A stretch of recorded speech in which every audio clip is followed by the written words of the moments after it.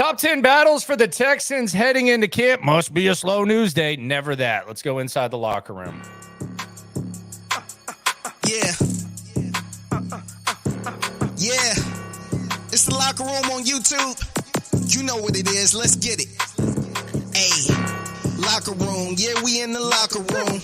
Texas talk. Yeah, you know what we about to do. Localize every angle is what we really do. There's a lot to get into when it comes to the Houston Texans. There's going to be a lot of battles going on with this squad. Some of these battles are for position. Some of these are for future opportunity. Some of them are within self. Some of them are deeper than that. It is the locker room, number one source for Texans digital content. I'm Landry Locker. You can see me right here. You can hear me in many places as the season approaches. Be sure to subscribe, like, right along. Want to get into these battles. We're going to hear from some of the most prominent Texans players. Also, there's something nobody's talking about when it comes to the future of CJ Stroud, and it could be right in front of our very eyes in many ways, in more ways than one. I'll get to that at the end as the battles go on. But let's get into these top 10 battles, Texans top 10 battles heading into camp. But let's start with number one. This is the headliner. Nico versus Tank versus Diggs. The battle for being the number one wide receiver. Here is first Stefon Diggs speaking on the wide receiver talent. Kind of what you guys can cook up together. I just saw him move the pieces around last year. You had a star receiver get hurt. And when I speak of star, I think Tank's a star, straight up and down. Get hurt, and you still had other horses in the stable come in and play very well, play at a high level. Strong words. Obviously, with Nick, I feel like you give him the pieces, he's going to make them shake. Obviously, when I look at his offense and the time that I've spent with him, I'm kind of relaying back to, a couple of teams that I've seen on tape, and he showed me a little bit. And those guys had a lot of stars on that team. You know what I'm saying? They played at a very high level, and they had a lot of success. So, like I said, there's a lot of horses in the stable. I really look forward to making it all shape. There you go. And you can tell he's very excited. He wanted a mic drop there, but he had to answer another question.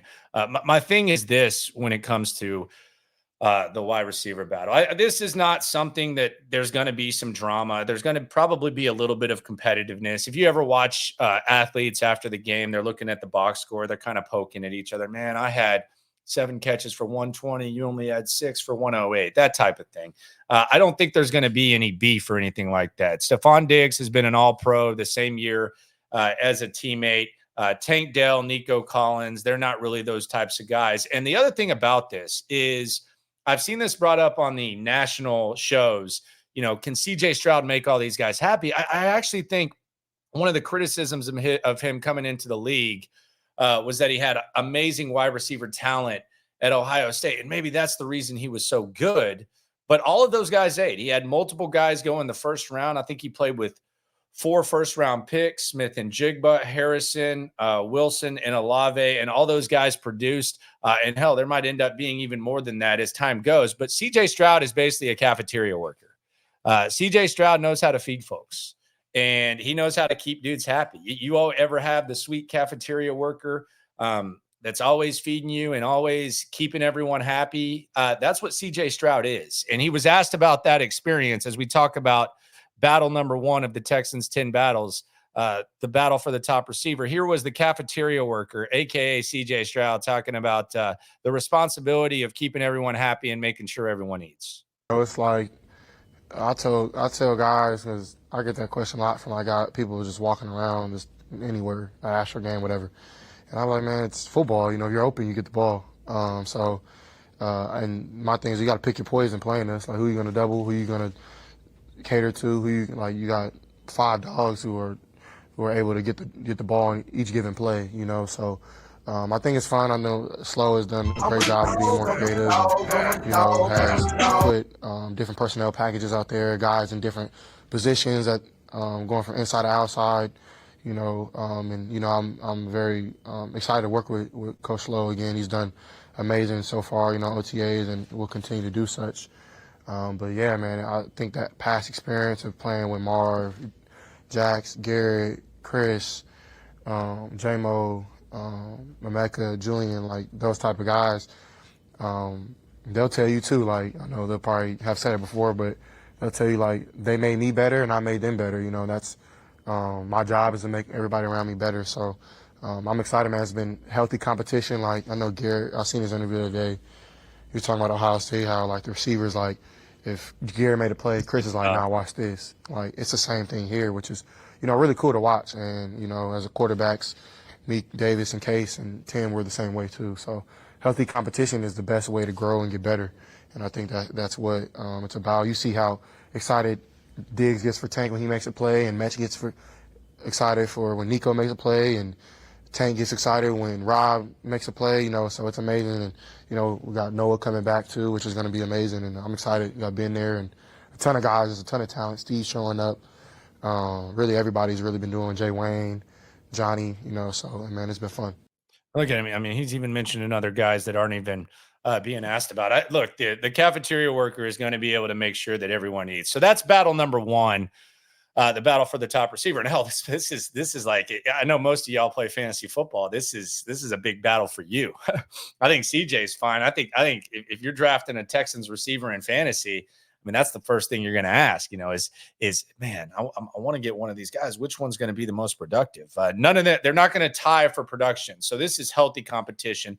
I don't think there's any threat there, but it's definitely the A topic and the most intriguing battle, the battle for the top receiver.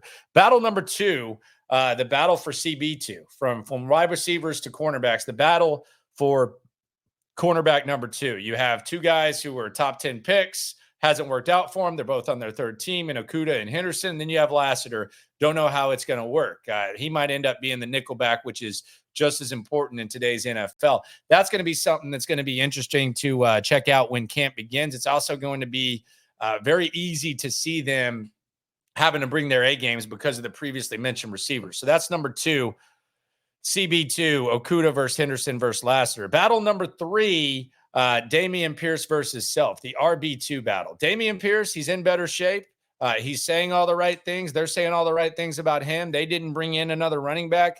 They seem to believe in Dameon Pierce. You need multiple running backs to make plays. I don't care what anybody says. Dameon Pierce they did not feel he was playable at the end of last year. He talked about the adversity he's gone through. He has the right makeup. He's in shape.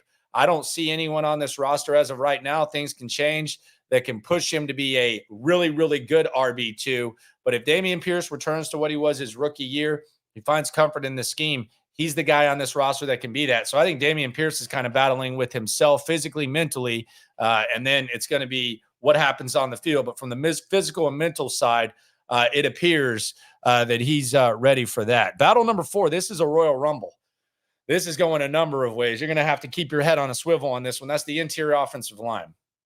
You have a lot of guys, and you don't know where they're going to be. Patterson, Scruggs, you have Kenyon Green, some other guys. How is that going to look? What is it going to look like? Kenyon Green's obviously the most polarizing one. Juice Scruggs, you feel like he's going to start. Where's it going to be? Jared Patterson, though, he's not going to go away silently. He had a good rookie season last year before he went down. So battle number four, a Royal Rumble. We've had guys versus each other in competitive ways. We've had guys versus each other in job ways. We've had an interior battle with Dameon Pierce. This one's just a Royal Rumble, old school Royal Rumble, interior offensive line. Battle number five, the head coaching snowball effect. Bobby Slowick versus Gerard Johnson. And this one's interesting. I actually have a nobody's talking about when it comes to this that might actually make you feel better about CJ Stroud losing potentially one of perhaps both of his most important assets. These guys, the success of CJ Stroud means that it's perhaps going to get more difficult, or is it? Stay tuned. I do have something nobody's talking about, but the snowball effect, Bobby Slowick, Gerard Johnson, will both of these guys be head coaches? Don't sleep on Gerard Johnson kind of sneaking up there and getting head coaching interviews next year. Before we get into that, let's hear Bobby Slowick talking about his first taste of head coaching. Extremely grateful to the McNairs, to Nick. I know I've said it in the past, but I can't say enough about Nico as a coach and as a person, and what they've all meant to me and how great they've been through everything. I've been blessed that the players we have are just a really enjoyable group to be around as players and as people. I've had a lot of fun. I'm fired up to do it again this year. And you know, I was blessed last year to have the opportunity to have a few head coach interviews and go through that process and see what that's like. But I can't even begin to describe my excitement for just staying in Houston, getting back at it, and really going out and building on what we did last year. All right, there you go. That's Bobby Slowick. Don't sleep on Gerard Johnson once again. Again, there's something nobody's talking about that I think we need to keep an eye on, and it might minimize any concern about losing those guys. Stay tuned right here. It's going to be connected to one of the 10 battles. Battle number 6, the battle versus availability. Derek Stingley versus recent history. We've seen Derek Stingley the last 4 seasons that he's played football. He hasn't been able to stay on the field. Even last year, as great as it was, you missed a large chunk of the games. Derek Stingley versus recent history. Can he stay on the field, or is it just one of those things? We know when he's on the field, he's elite. And when we talk about one of the bigger battles being cornerback 2, cornerback 3, this makes this even more important. And it also, can you really rely on that? There could be a snowball effect where 2 of the previously mentioned battles could kind of collide. So battle number 6 is Derek Stingley versus recent history. Battle number 7, the interior D-line. Your guess is as good as mine of where this is going to go. One biggest takeaway that I've had from minicamp is I believe DeMeco Ryans likes this D-line. I don't think he was as pleased with the D-line last year as you may think. I think there was perhaps some improvising. I think he likes this hockey-style rotation. Obviously, you have elite guys on the edge. The interior DL, this could go a number of ways. This could be even more unpredictable than the offensive line. You know, they like Nico and they're going to move him around. But keep an eye on the interior D-line, although I do think DeMeco Ryans is pleased with this. Battle number 8, Bobby Slowick, once again, versus the weapons. This is kind of connecting to number 1, but Slowick's going to have to be the one that's going to have to dial stuff up. You know CJ is going to do it. Bobby Slowick versus the weapons. Quote of the offseason, Joe Mixon. Thing with how we got this offense rolling, I think that no matter what, I feel like everybody in this offense will eat. There you go. Joe Mixon says everyone will eat. Bobby Slowick versus the weapons is going to have to be the one to figure that out. Battle number 9, and this one could be a little bit higher up on the list, and I think this is something to keep an eye on. Routine. DeMeco versus the schedule. Look, last year was awesome. Last year was great. Last year was exceeded anyone's realistic expectations, even the most optimistic Texans fan. And I'm not trying to take away from it, but what I am saying is the Texans were one of few teams in the NFL that had a extremely consistent schedule. They had noon games all the way up till week 18 when they got flexed to Saturday night against the Indianapolis Colts. No Monday night games, no Thursday night games, no 3 o'clock games, no 7 o'clock games, none of that. And you hear J.J. Watt and you listen to what J.J. Watt has to say about, you know, what you look at with a schedule. Routine is the number one thing he says. DeMeco didn't have to deal with that. Now, you do have guys that are used to prime time. You do have guys that are used to being all over the place because you got the Will Andersons, the CJ Strouds, the guys that aren't too far removed from being main attractions in college. But I do think this is a challenge for DeMeco Ryans. I think it's a challenge for the young guys, even the guys that are in their 3rd year, because they've all had noon games. Like Derek Stingley, I don't know that I think Derek Stingley's probably played 1 non-noon game in his career. Perhaps. Especially when you factor in injuries in his NFL career. So the routine, the healing, the traveling, all that, I don't think the lights are going to be too big for him. I'm not saying that. But as far as the routine, regardless of how you slice it, you ask every coach in the NFL, would you love to have a consistent routine where you're playing at noon, 16 out of 17 games? I think a large chunk of those coaches would say, you bet your ass I would. And that's something that DeMeco is going to have to figure out. So keep an eye on that. Is it the end of the world? Perhaps not.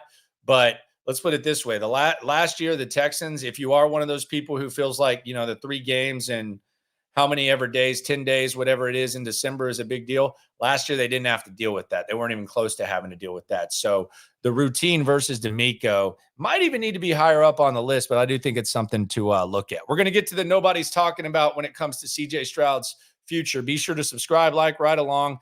Let me know if I'm missing any of these battles. Let me know if you disagree, etc. Number 10, though, backup QB, Case Keenum versus Davis Mills. Look, Case Keenum, they love him. They think the world of him. His teammates love him. CJ Stroud loves him. D'Amico loves him. Nick Caserio loves him. Davis Mills, probably a better player right now. Now, does he have the trust of the Texans? Obviously not, because they went with Case against the Titans. But you watch the Browns game, it was clear that Davis Mills was the better performer. Who's going to be the backup quarterback if push comes to shove and knocked on wood? They have to make that decision again. Are they going to go with Keenum? Or are they going to go with Mills?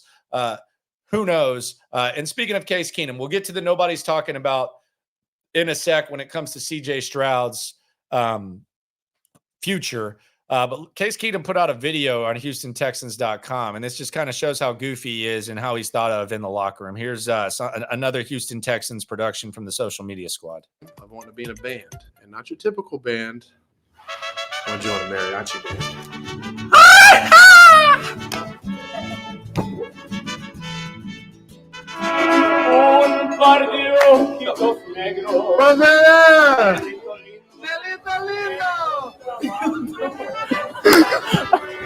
Come on, let's just take over this. All right, this is hard work. I'm sweating for him. Hey, here's Will Anderson. Let's get him.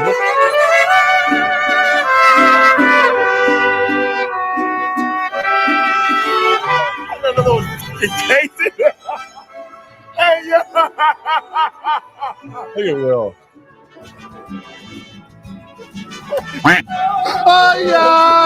How long did it take you to know? All about it. It took me a second.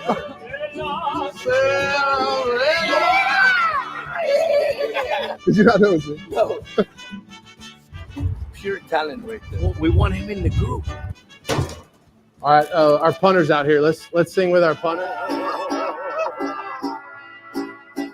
Un par de ojitos negros, cielito lindo de contrabando. I'm so confused. All right, so let's just look at that for a second. And this is going to be connected to the nobody's talking about. The backup QB. Case Keenum is an NFL vet.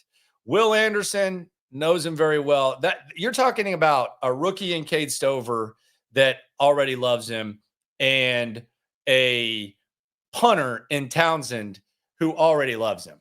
Are you telling me that this guy who has a upbringing connected to football, who has the respect of everyone in that locker room, who's a resource for CJ Stroud, who's a guy who the Texans, when push comes to shove, despite the fact he's way further along in his career and his best football is way behind him, despite that fact, they trust him in a basically win to keep your season alive type of game. Are you telling me that guy might not be a coach? Are you telling me that guy might not end up being a coach? I find it hard to believe that he's not going to be in football in some way, shape, or form. He's familiar with the system. You see the way that the star players and the new guys, regardless of where they were, how they react to him. I think when we talk about Bobby Slowick and we talk about Gerard Johnson, I think Case could be molded into one of CJ's coaches. Whether that means quarterback, whether that means quarterback coach, offensive coordinator. Right now, they talk about him like he's an extra coach. He's an extra asset. He sees the game. I heard Seth Payne break down him checking to a run play that resulted in 9 yards when he was in Tennessee, and that's something you really don't pay attention to. I think when we talk about all of this and we're like, who would be the next OC? Who would be the next quarterback coach? Maybe that guy's being molded right in front of us. Follow the video. Appreciate you for coming through. Speaking of the video, be sure to subscribe and like to this one. This has been another edition of the Locker Room. Ain't no slow news days around here. The final race towards camp is upon us. It's hot as hell. I absolutely love this weather. I'm going to go to the pool. I'm going to drink me some cervezas.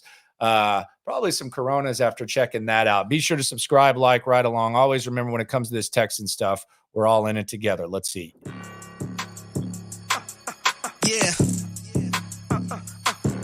Yeah. It's the Locker Room on YouTube.